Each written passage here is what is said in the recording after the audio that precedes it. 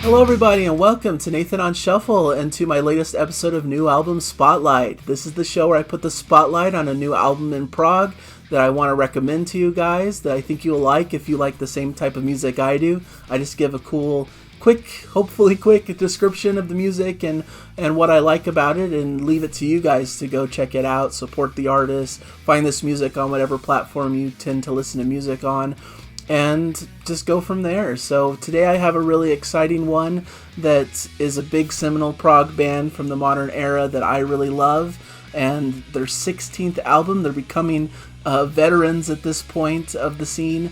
We're talking about the Flower Kings, Look at You Now.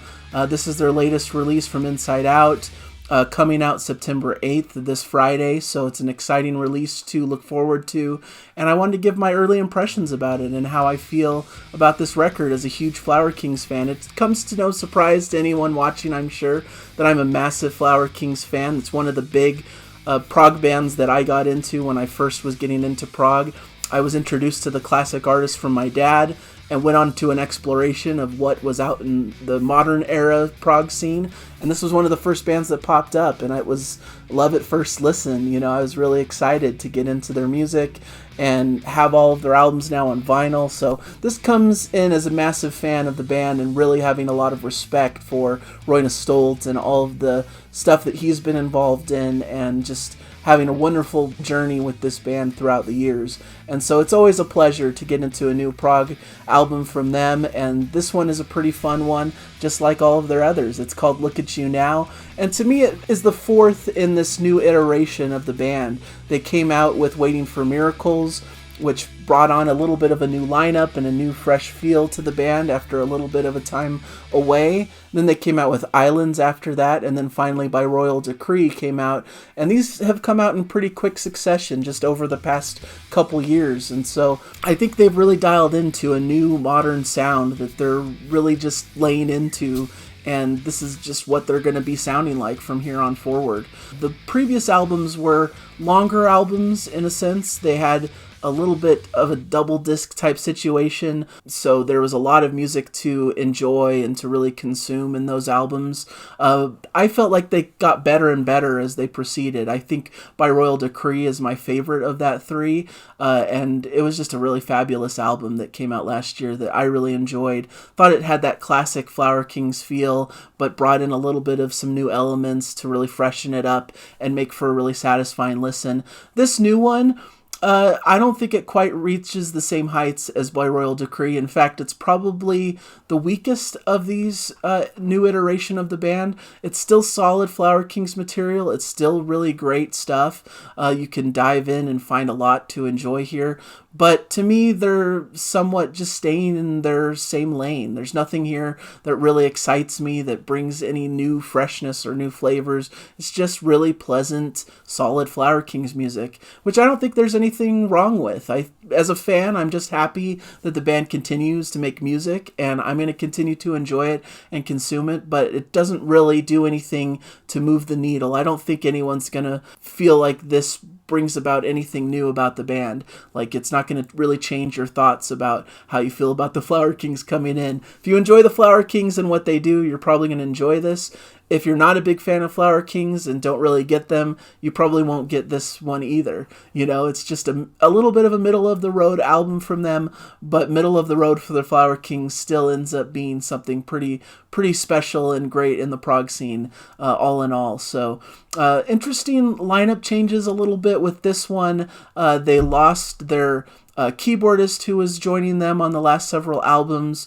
Unfortunately, he just wasn't able to continue with the band because of the distance, and there just wasn't a way for him to really work in the same sphere as the rest of the guys, because he's coming from the US. I believe his name was Zach Kamens, incredible keyboardist. So now Roine Stolt essentially is taking over all the keyboard duties himself and bringing about Michael Stolt on bass, a little bit of a replacement from Jonas Reingold, who has been the recent bassist, but of course is all kinds of occupied with Steve Hackett's live group that performs constantly, it seems. We've still got Mirko de Mao on drums and percussion, who's been a constant feature of this new iteration of the band.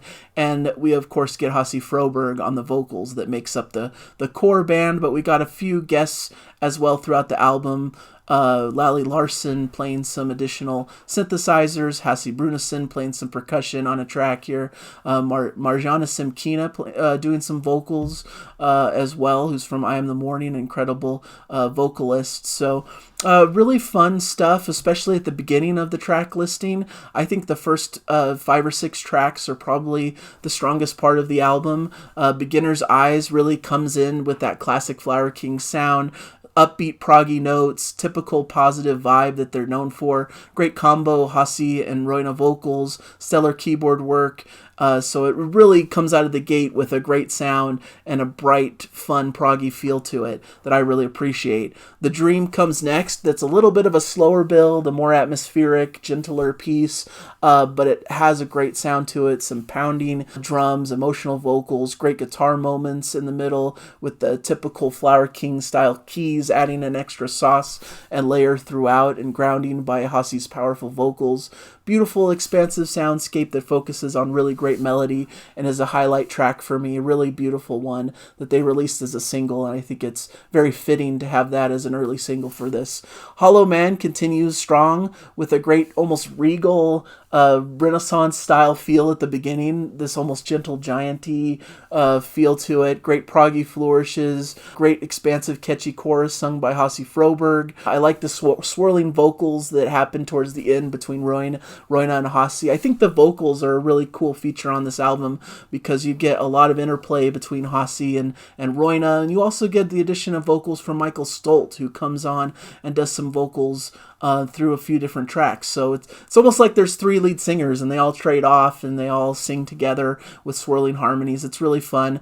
Dr. Ribideau is the 4th track, and it's an instrumental with some really jazzy, cool Canterbury almost style drums and keyboard and guitar interplay. Very breezy as it flows through. It's just a fun listen. Really awesome instrumental track with plenty of proggy moments to keep you entertained. Mother Earth is what comes next, where we get some group vocals in the lead with an almost Brian May style guitar as the song builds with that similar classic Flower King sound. This is where I hear Michael Stoltz vocals making for another cool addition to the sound, and those group vocals coming in on the chorus to beef it up. Another track that has a little bit of that jazzier, lighter feel, much like the previous one.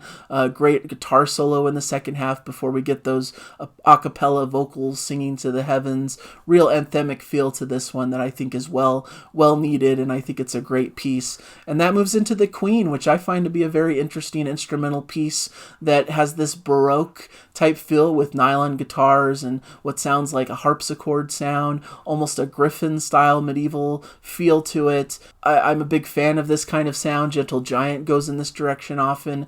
There's a slow build with some organ and atmospheric washes before we get some classic Roina Stolt guitar on this. So it's a really cool little instrumental piece that happens here.